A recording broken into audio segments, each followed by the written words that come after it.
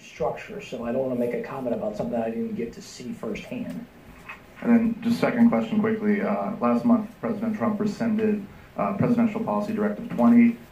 This was a way of mapping out an interagency process when considering whether or not to use offensive cyber weapons. I'm just wondering, in your experience, your tenure at NSA and Cyber Command, if that ever was an impediment to you, if there were ever situations where operationally that hamstrung you, and what do you think of that decision? I'll only say this. I was part of those discussions, and I was an advocate for changing BPT 20, and I'll just leave it at that. Are you encouraged by the new rules? To be honest, I haven't had a chance to see all the detail yet. It's something that I hope to do, sit down and, now that I'm outside, but talk to the team about, hey, so the change has been made. I was part of discussions in the build-up to the change. I had a particular viewpoint that I was trying to argue. Now that it's been done, so tell me what it's like. I'd like to get to see it first. Thank you. Other questions? Sir? On one side. David Lurch, I was wondering what your thoughts were on state regulation on cyber issues, given the potential vulnerabilities that state government may have, and also federalism issues and other complications there. Yeah, I think certainly states themselves, right, have, for their own systems, state and local governments have all sorts of issues, and they need to be paying attention to this problem as well. I always said that if by some miracle we actually were achieved one of the goals that we've been talking about in the Obama administration of making the federal government agencies a whole heck of a lot more secure, if I was a bad guy, the place I would go to look for data and things is the states and the local governments, because they have equally, if not more, frankly, interesting information on people that's potentially valuable. So from just their own systems, they need to be paying attention to that. I think the challenge with state-level regulation is, can you do it in a way that has the effect that Bruce was talking about of actually benefiting everyone, or do you end up in the place where we are with data breach regulations, where if you're a company in the United States and you operate across, you operate nationally, you have 49 different regulations that you have to comply with, all of which are slightly different. And that becomes a very difficult thing to manage. I do think that because of the role of federalism and other issues, states definitely have a role in this process. And as we think about, just for example, take incident response. Even as we talk about how you do incident response, just as states have responsibility in the physical world for an incident that generates that is the result of bad weather, states will have a role in responding to incidents that are driven by a cyber event. So they're going to have, state and local governments have to be part of the conversation and have to be potentially enlisted as aides and enforcers of the rule set that we end up laying down. So I very much am a believer that all the different levels of government have to be participating in these discussions in order for them to be effective. If I could, I did have one concern. I would discuss this with governors, as well as this was an issue within the DoD and the National Guard piece, for example. Remember, your authority is in no small way defined by geography. Cyber is not defined by geography, and so developing solution sets that are optimized for a specific geographic frame of reference, just be careful about our ability to optimize these across 50 different silos. Not that it's a bad thing, but you just have to be careful. Let me jump on to make it concrete when it comes to the role of states, et cetera, and a problem that's on, I know, all of our minds. One, maybe I'll start with you. I don't know what the threat is, but is there any doubt that Russia has the intention to undermine confidence in our elections as we head into another election cycle? No, and I'm on record as previously saying that. And, Suzanne worked this very closely, and she'll have some thoughts. But an example with electoral structure. In our structure, elections are considered to be a local and state function that then translates to a federal or a national outcome in some instances. And my comment was, so tell me how you expect County X or statewide to withstand the entire onslaughts of a Russia, a China. I just don't think that we're optimized in this world that we're living. You're asking a lot at the county, at the state, at the local level to try to withstand that. So it's all about how do we create this integrated partnership while preserving the historic role. I mean, the DHS clearly was the lead here, but I just thought, boy, this is a great example of if we're not careful, we're going to let our structure and the historic model work against us in this new digital age that we're living in. And so following up on that, there's 5 states right now that still use digital systems without paper ballot backups. You were just talking about the ability to use a hand crank can essentially be your best defense, and the electoral equivalent is a paper ballot. 5 left, including Georgia, which maybe you could give a little background on how Georgia reacted to attempts by the Department of Homeland Security to talk about the threat in 2016. What do you do about those 5 states? Well, since you asked specifically about Georgia, there were states that were much more, gave us much more of a Heisman, if you will, than others. And interestingly, Georgia was also the state that accused DHS of having hacked into its system at one point. You were just using the system to do what it was supposed to do, but we'll leave that, there. So. Needless to say, we did not hack into their system. Listen, I think DHS has. I will confess, we were slow to really figure out how complex this was. We provided information, victim notification, for example, with the Bureau to the states to our normal interlocutors of the states without realizing they may not get that information to the secretaries of state who really needed it, let alone to the CISOs in those offices. I don't think in terms of victim notification that classification was really an issue, but I know that DHS is moving out and giving clearances very quickly to states. I think they are. I know we offered, and they are scaling up the offer of red teaming, penetration testing, in addition to scanning and all the kinds of help. I do think scale is an issue beyond just the elections, but state and local generally. And I think so. The ideas of looking at the National Guard, of really thinking about how we empower local authorities, whether it's local law enforcement or others, to help us achieve scale on these things is really important. The other thing I would just say on this issue of Russian interference is, of course, the Russian interference, Russian information operations and efforts to undermine democracy did not begin with the 2016 elections, did not end with the 2016 elections. The idea that they'll be back for the 2018 elections implies they left. They never left. Their goal, of course, is to undermine democracy and support for the concept of democracy in the United States and around the world where we compete for influence, and perhaps most importantly with his own population. And it affects every democratic institution. It affects support for the rule of law. The project I'm working on now at CSIS is looking at how it affects support for and trust and confidence in our justice system writ large. And I think it's really critical that we broaden our understanding of what Russia and then other adversary states who are taking notes will do, and how broadly this cuts across what was already a decline in support for democracy. And I think it's actually important to sort of draw out the 2 different strands as well, which is you have the Russian information operations, and you can think of that as kind of the shorthand as the trolls and the fake Facebook accounts and other things like that. The Russians have been doing that for hundreds of years. I mean, you can go back to the Tsarist days, and the Russians were practicing information operations. And so that's long been a part of the Russian toolkit. There was also the attempt to look at ways that they could actually undermine the electoral infrastructure. And those are 2 different things. The Russians married them together, which is part of what made them more effective, but they are actually 2 different problems. And one of the, and as we look at how we secure our electoral infrastructure, you actually, just like we learned with the financial services infrastructure or the electricity grid or the healthcare sector, if you only focus on one little narrow part of it, you will actually not succeed. So if your entire focus is on the voting machines, as important as they are, you've missed actually where the biggest threat is.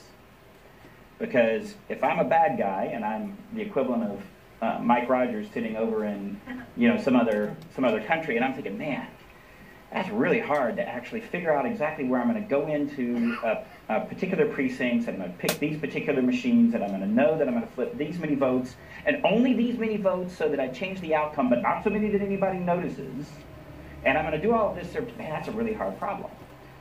Much easier if I just hack into a few voter registration databases and flip the second and third digits of everybody's address, so that when people show up at the polls, none of their IDs match the voter books. And then you have huge chaos at the polls, and that's what the media is reporting. That's a much easier task. And so what that says is that if you're worried about protecting the electoral infrastructure, you've got to think about the whole thing from beginning to end. And then the last point I'll just make is the point that Mike raised about that we have this problem everywhere in cybersecurity, which is that on the one hand, you cannot expect, we should not expect the federal government to protect every single private sector company, institution, organization from every single threat all of the time. And yet, it is ridiculous to expect Burke and Herbert Trust or Flo's Flower Shop or any of those other kinds of organizations, or even Bank of America, to take on the Russians and the Chinese or the Iranians or the North Koreans by themselves. And so that, to me, is the fundamental policy question that we're all sort of struggling with, is how do you actually organize and maintain those values that we have that say that running local elections is good, and having independent jurisdictions running federal elections is actually a benefit to our democracy? How do you maintain that and still yet enable the federal government and larger institutions to provide protections to those other entities, so it doesn't look like the federal government is trying to take them over? That's a really hard problem, and that to me is the sort of fundamental institutional challenge that we're facing for the 21st century.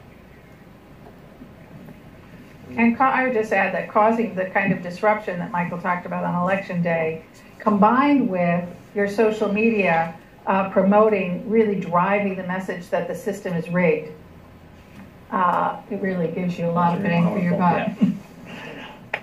Time, I think, probably for one more.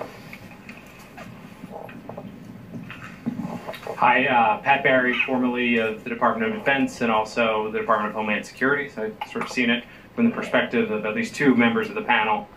I want to ask a question about organization in the context of not just cybersecurity and cyberspace issues, but how it relates to nation-state threats.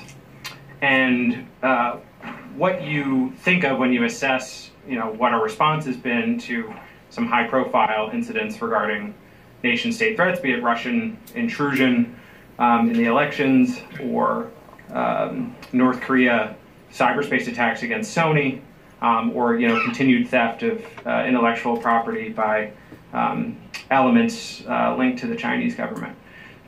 When you think about reorganization, and the context of how we respond to nation-state threats, should we be asking questions like, for instance, Admiral Rogers, is Cyber Command adequately postured to support regional combatant commands as they respond to the manifestation of these threats, which have a cyberspace element, but potentially are much broader in scope?